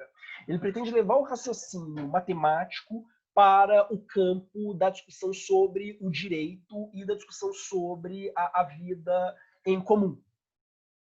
Então, o Hobbes ele vai entender o seguinte: as antigas premissas, né, da filosofia clássica e da filosofia medieval, elas não são válidas porque a gente vive num mundo em que as pessoas já não acreditam mais que os nossos valores são racionais. Porque eu posso, por meio do intelecto, chegar a valores comuns. Então eu preciso encontrar um outro instrumento para conciliar a vida das pessoas sem que elas se matem. Repito, qual instrumento vai ser esse para Hobbes? A matemática. Tranquilo? Sim, sim. Bom, o Hobbes, tal como os demais autores que a gente está vendo até agora, ele parte do pressuposto de que a natureza, o mundo natural, ele é caótico e irracional. Quem dá racionalidade para o mundo é o ser humano. O mundo em si mesmo, ele é absolutamente caótico. O mundo ele parece racional para nós, em virtude do uso que nós fazemos da razão, mas o mundo é, em si, totalmente aleatório. Isso distancia Hobbes, por exemplo, de Aristóteles. Porque Aristóteles parte, repito, do pressuposto de que o mundo tem valores objetivos, um mundo intrinsecamente racional. É por isso que eu posso julgar as coisas. Né? Eu posso dizer, por exemplo, que, sei lá, um cachorro é melhor do que um gato. Porque eles são objetivamente, têm objetivamente funções diferentes dentro do mundo natural. Hobbes vai dizer, não, a realidade é puramente aleatória, ela é puramente caótica. Tal como vários outros autores que a gente tem visto, né? E para isso, o Hobbes ele abraça o epicurismo. E ele abraça, sobretudo, o epicurismo, tal como ele é desenvolvido por um autor da antiguidade, que é o Lucrécio, numa obra que por muito tempo ela ficou perdida. É uma obra que ela desaparece na Idade Média e ela é recuperada na modernidade, que é o De Rerum Natura, que desenvolve a teoria atomista. Um dos grandes desenvolvimentos, né, na história da teoria atomista, quer dizer, segundo o qual o mundo é feito por colisões de partículas, né, atômicas, né, é justamente o De Rerum Natura. E o De Rerum Natura traz uma tese muito interessante, que o Hobbes abraça, né? A de que, no fundo, o mundo que nós vemos é o resultado puramente acidental da colisão de partículas. Existem partículas num espaço vazio, passando, enfim, aleatoriamente.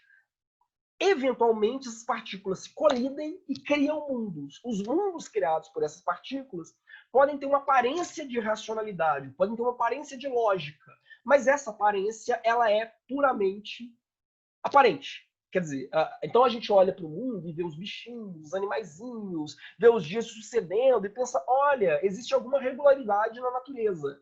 Mas essa regularidade ela é puramente fictícia, ela é uma ilusão criada pelo choque entre partículas. Há um exemplo que alguns autores epicuristas, digamos assim, utilizam. Na verdade, não são autores epicuristas, né? São autores contemporâneos que usam esse exemplo para explicar a tese epicurista. Que é o seguinte, imaginem que eu tenho um macaco digitando aleatoriamente as letras num teclado. Obviamente, o macaco não tem intenção nenhuma ao digitar essas letras. Mas se esse macaco faz isso ininterruptamente por séculos e séculos, eventualmente vai aparecer, no meio da digitação dele, textos de Shakespeare. Não porque o macaco tinha a intenção de escrever um texto shakespeariano, mas simplesmente por uma questão de probabilidade. Se eu digito aleatoriamente várias vezes no meu teclado, eventualmente vai aparecer no meu texto, entre aspas, né, palavras coerentes, palavras lógicas. Se eu faço isso por um tempo infinito, eventualmente vão parecer textos completos coerentes. Percebe? Sim, sim. Mas é puramente randômico. O que Hobbes abraça a teoria. Ele vai dizer, olha, o mundo à nossa volta ele é totalmente randômico, ele é totalmente aleatório. Ele é exatamente como seria o mundo se fosse um texto digitado por um macaco. Se ele parece irracional, é simplesmente porque a gente teve sorte. A gente teve sorte de nascer em um mundo no qual a colisão de partículas criou uma realidade que parece minimamente coerente o suficiente para a gente conseguir viver por alguns anos. Mas não existe um Deus bom e feliz e racional por trás disso que tenha criado a existência nesses termos. Né? Não que Hobbes não seja um pensador protestante. Hobbes é um autor protestante.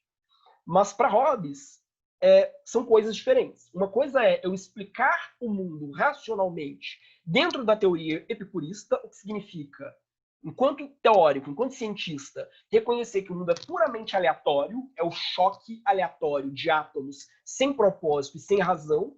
E outra coisa é eu, dentro da minha igreja, achar que o mundo foi criado por Deus a partir de um desígnio qualquer, ainda que esse desígnio seja insondável, seja incompreensível para mim. Hobbes abraça as duas coisas ao mesmo tempo. É um pensador protestante e é um pensador radicalmente materialista. Bom, aí a gente entra, então, com base nisso, quer dizer, se o mundo ele é aleatório, se não existem valores objetivos, se a nossa existência ela é puramente material, então isso cria uma certa antropologia. Que antropologia é a do Hobbes? Hobbes vai dizer, olha, o homem é o lobo do homem. Quer dizer, como o ser humano, como qualquer outro organismo vivo, ele age guiado numa busca simples. Maximizar o próprio prazer e minimizar a própria dor. Aquilo que me dá prazer e aquilo que me causa dor não é necessariamente aquilo que te dá prazer e aquilo que te causa dor. Para Hobbes, não são necessariamente, quer dizer, talvez eu sinta prazer apanhando de chicotinho, vocês não sabem. Talvez eu sinta prazer, sei lá, com alguém enfiando o pé na minha cara, vocês não sabem, nunca vão saber, espero. Hobbes vai dizer, olha, aquilo que dá prazer ao indivíduo, aquilo que causa dor a esse indivíduo, não é necessariamente aquilo que dá prazer a outro indivíduo e aquilo que causa dor ao outro indivíduo. E aquilo que me dá prazer talvez não seja sequer compreensível para você. Quer dizer, nossa, mas por que apanhar de chicote causa prazer a ele? Hobbes vai dizer, olha, a razão não me permite chegar a um lugar comum em relação a isso.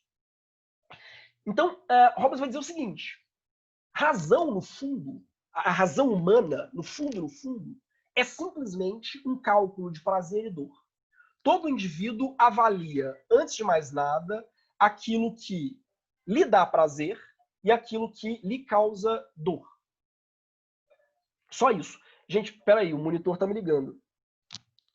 Oi, Vitor. Eu tô no meio da aula.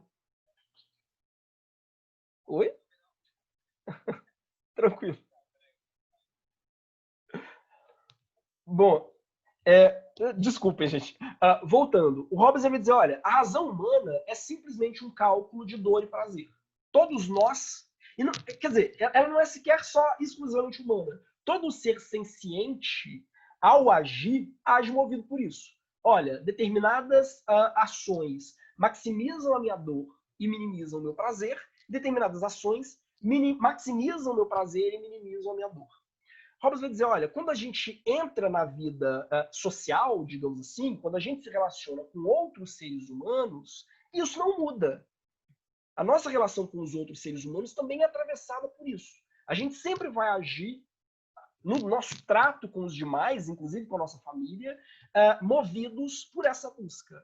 Aquilo que vai me dar mais prazer e que vai diminuir a minha dor. Ou ainda, aquilo que vai me dar mais expectativa de prazer, que é o que o Hobbes chama de felicidade, e aquilo que vai me dar mais expectativa, vai me dar menos expectativa de dor, que é o que Hobbes chama de tristeza. Hobbes ele descreve todos os sentimentos humanos com base nisso, com base em uma combinação dessas duas sensações básicas, dor e prazer. Então ele vai dizer o seguinte: isso explica a criação da sociedade civil. Isso explica a criação do Estado. Ele vai dizer, olha, num estado de natureza, onde as pessoas não criam entre si um pacto de convivência, as minhas possibilidades de prazer, elas são ilimitadas. Num estado de natureza, eu posso acordar um dia e falar, nossa, vai me dar tanto prazer esquartejar um garotinho, eu vou lá e esquartejo o garotinho. Ou, nossa, vai me dar tanto prazer, enfim, chutar a bunda de certos políticos, eu vou lá e chuto a bunda de certos políticos. Isso me dá prazer. Mas Hobbes vai dizer o seguinte: a expectativa, a possibilidade de dor no estado de natureza também é infinita. Porque da mesma forma em que eu posso fazer isso, outras pessoas também podem. Nada impede o meu vizinho de... Ou melhor, nada impede algum de vocês de falar, nossa, que aula insuportável, vou lá fuzilar o professor. Vou viajar até Belo Horizonte, dar uns tiros no professor na casa da mãe dele. Nada impede que vocês façam isso num estado de natureza.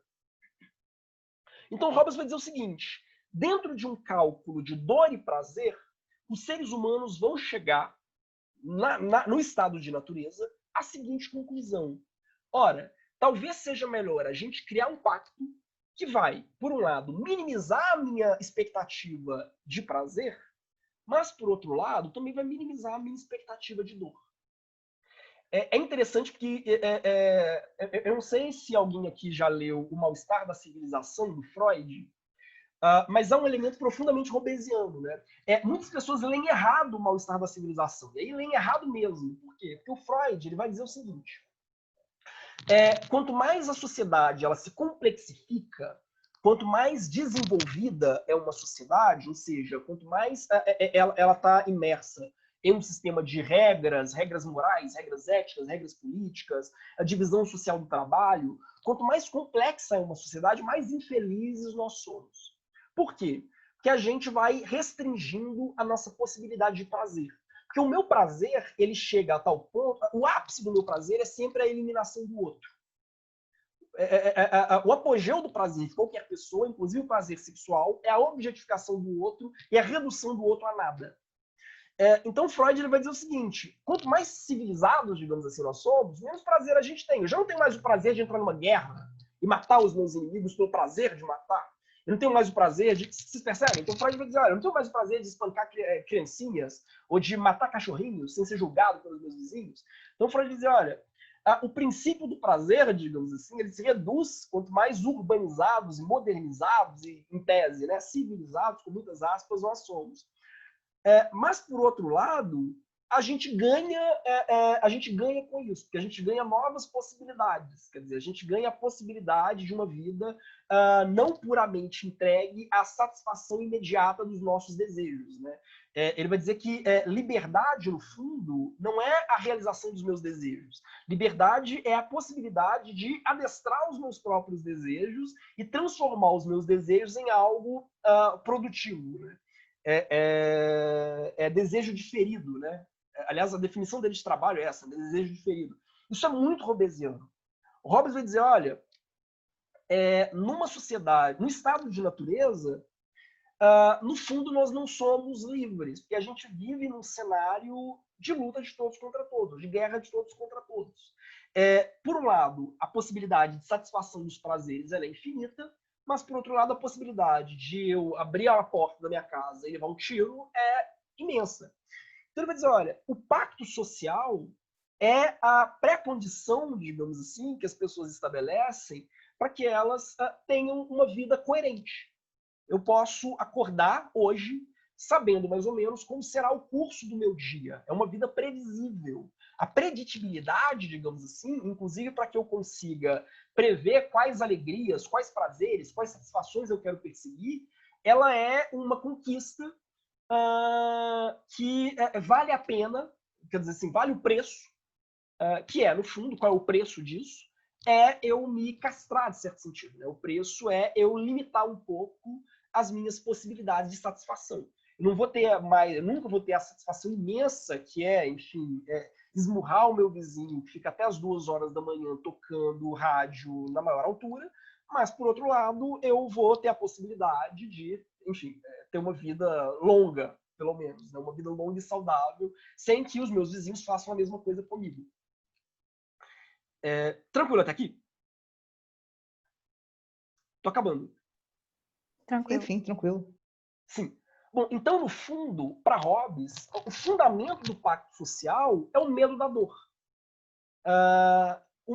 E mais do que isso, ele vai dizer, olha, a única forma, então, de eu manter uma sociedade estável é eu criar uma sociedade na qual o medo do Estado, esse Deus mortal, né, o Leviatã, ele seja maior do que o medo que eu tenho dos demais. Eu tenho que criar uma sociedade no qual todos tenham muito mais medo da repressão do Estado do que eles têm medo uns dos outros. Por quê? Porque a partir desse momento, os indivíduos, então, vão deixar de se matar, vão seguir estritamente as normas impostas pelo Estado, e isso garante um contexto de relativa harmonia. Hobbes está aqui caminhando na contramão de Aristóteles, da política de Aristóteles. Por quê? Aristóteles vai dizer que o ser humano ele é um animal político. Nós somos naturalmente políticos. Se nós somos naturalmente políticos, nós temos uma tendência natural a vivermos de forma gregária, vivermos associados a outros indivíduos.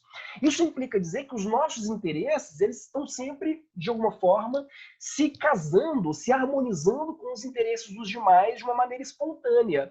Hobbes vai dizer, não, isso não é um processo espontâneo, isso é um processo artificial. Toda sociedade política é uma construção puramente artificial. Por quê? Porque a natureza humana, a natureza humana, ela nos impele a agir sempre em prol do nosso próprio prazer. Mas o nosso prazer é, por natureza, o de eliminação, ou de redução, ou de escravização do outro. Nada me dá mais prazer do que fazer o outro desaparecer. Quer dizer, o inferno são os outros, né? Então, toda a construção social, ela é uma luta, em certo sentido, contra a natureza humana. Ela é um esforço para cercear a natureza humana dentro de uma construção que é puramente artificial, ainda que ela seja baseada em um cálculo de custo-benefício, que é também ele um cálculo natural. Vocês percebem? Sim, sim. Sim? É muito interessante. O Hobbes vai dizer, não, o ser humano não é um anjo, o ser humano é um animalzinho, como qualquer outro animal. E a sociedade ela não foi criada porque ela espelha bons valores, uma ideia de justiça vinda dos céus. A sociedade ela foi criada a partir de um cálculo puramente natural, que foi maximizar o prazer, reduzir a dor. Mas isso faz da sociedade uma espécie de freio ao exercício da nossa própria natureza individual. Então, no fundo, é uma grande estratégia para evitar a guerra civil, né? E na construção dessa sociedade, o Hobbes vai indicar, as nossas convicções pessoais elas são irrelevantes. Por que eu estou dizendo isso? Hobbes vai dizer o seguinte, não importa muito quem é o rei, ou o presidente, ou os legisladores. Isso para Hobbes é indiferente. É absolutamente indiferente quem está no poder ou quem não está no poder. A questão para Hobbes basta que esse indivíduo, ou esse grupo de indivíduos, ele seja centralizado e basta que eles sejam capazes de impor a sua vontade à base do medo sobre os demais, para que todos vivam sob uma única regra e uma única regra geral. Eu fiz, né, no título, não vou me aprofundar muito, porque enfim, meu tempo já se esgotou, mas eu fiz no título até um jogo, né, com o filme A Soma de Todos os Medos, né? Por quê? Porque no fim do contrato social, ele acaba sendo, para Hobbes, o somatório de todos os nossos medos individuais e coletivos. Para Hobbes, todo contrato social ele deve ser baseado num exercício de geometria, no qual eu calculo aquilo que causa mais medo ou que dá mais prazer aos indivíduos, né? Eu estabeleço um cálculo de dor e de prazer a partir do qual eu sedimento, eu pavimento o impacto. Né?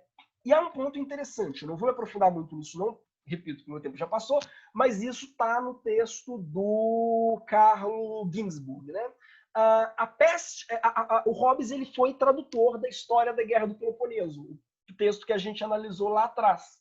E a Peste de Atenas, ela é uma das passagens, né, que o Hobbes traduz e que chama mais atenção do Hobbes, né, que tem um impacto grande na filosofia hobbesiana. Por quê? Por essa ideia de que a peste ela geraria um caos social Por quê? Porque o medo da peste passaria a ser maior do que o medo do Estado. Então, a partir do momento em que a peste se abate sobre Atenas, os indivíduos começam a matar uns aos outros, cometer todos os mais diversos crimes, porque eles têm muito menos medo de morrer por uma repressão do Estado ateniense do que de morrer pela peste. Então, enfim, eles se entregam sem freio, né, a todo tipo de barbárie. Então, para Hobbes, no fundo, o Estado ele deve atuar sempre como um grande administrador dos nossos medos, né? Hobbes ele cristaliza um elemento que ele vai estar na matriz do positivismo jurídico. Qual é esse elemento? A de que, no fundo, a norma ela não se baseia na justiça. A norma ela se baseia no medo da coação. Ela se baseia na sanção e na capacidade de impor uma sanção, né? E aí, não importa muito quem seja o governante. O governante pode ser um idiota, enfim, um cretino, um imbecil.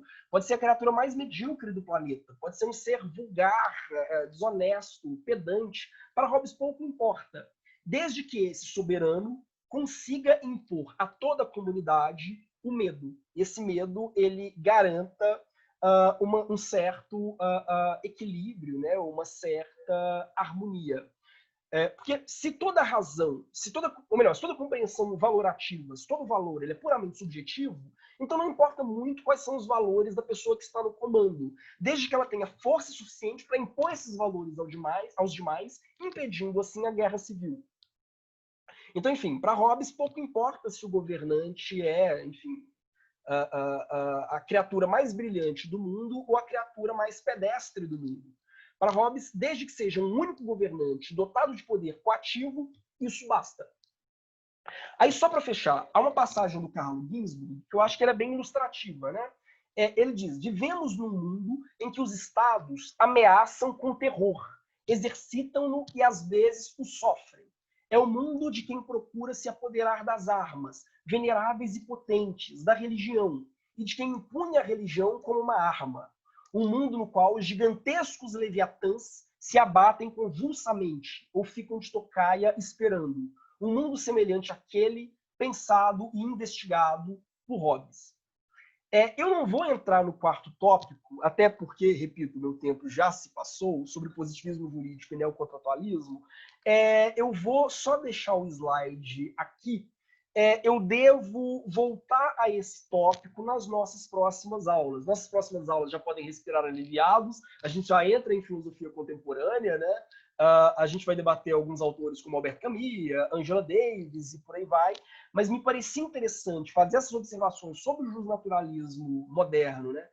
Ou melhor, sobre o justnaturalismo antigo e medieval e sobre o justnaturalismo moderno também, até para pavimentar o caminho de algumas discussões que voltam no pensamento contemporâneo e que são reequacionadas no pensamento contemporâneo, né? Vocês vão ver que mesmo essa visão hobbesiana de, por meio da razão, estabelecer critérios, né, para harmonizar diferentes concepções de justiça, mesmo essa concepção ela vai ser posta à prova a partir de teses ainda mais relativistas, digamos assim, né? Então, essas discussões elas voltam à medida que a gente invade o campo da filosofia contemporânea. As teorias da justiça contemporâneas elas são muito enfáticas, né? Talvez eu volte a elas rapidamente na nossa próxima aula e discuta um pouco esse slide para que isso fique mais nítido para vocês, né? Como alguns elementos do contratualismo hobbesiano eles ressurgem, mesmo autores que parecem tão distanciados de Hobbes, como, por exemplo, um John Rawls, né? Ou uma Nancy Fraser, né? Como, então, no fundo, aqueles elementos que Hobbes coloca, né? De um atomismo individualista, né? De um relativismo moral, e, ao mesmo tempo, de um esforço para construir uma ordem social de conciliação de interesses, né? Como esses elementos eles voltam com muita ênfase na nossa sociedade pretensamente, né, multicultural, né? Então, como isso se apresenta de novo. É isso, não quero tomar mais tempo de vocês, eu vou já fechar a gravação. Quem quiser permanecer para fazer alguma outra questão, eu estou às ordens, e quem quiser sair, enfim, já fiquem à vontade. Muito obrigado e até a próxima semana.